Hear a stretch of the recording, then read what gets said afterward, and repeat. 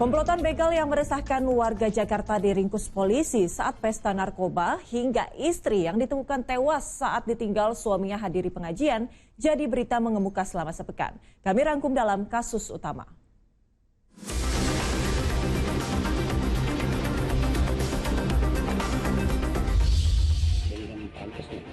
Kisah tragis dialami pria di Kabupaten Subang, Jawa Barat.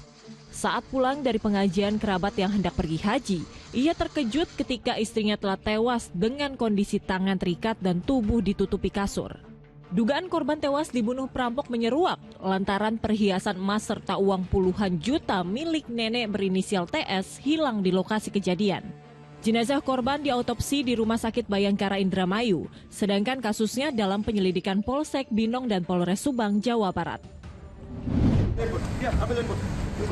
Komplotan begal motor yang mengganggu keamanan warga Jakarta dibekuk polisi di sebuah hotel di Jakarta Utara ketika sedang berpesta narkoba.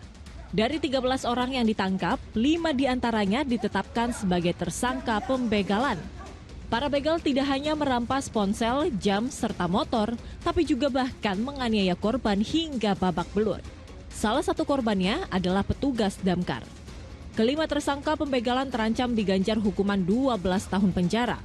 Polisi juga memburu 4 pelaku begal yang masih buron.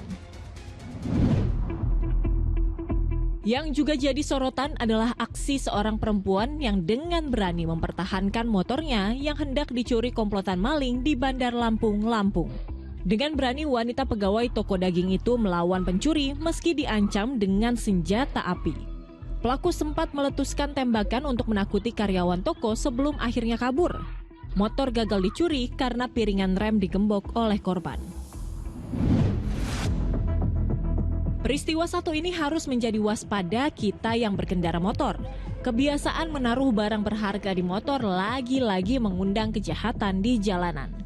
Saat tengah asyik berbelanja di toko sembako di Jalan Minasaupa, Kota Makassar, Sulawesi Selatan, seorang mahasiswi meninggalkan ponselnya di laci motor.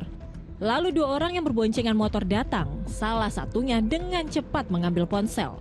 Sempat dikejar dan diteriaki, namun pelaku berhasil kabur.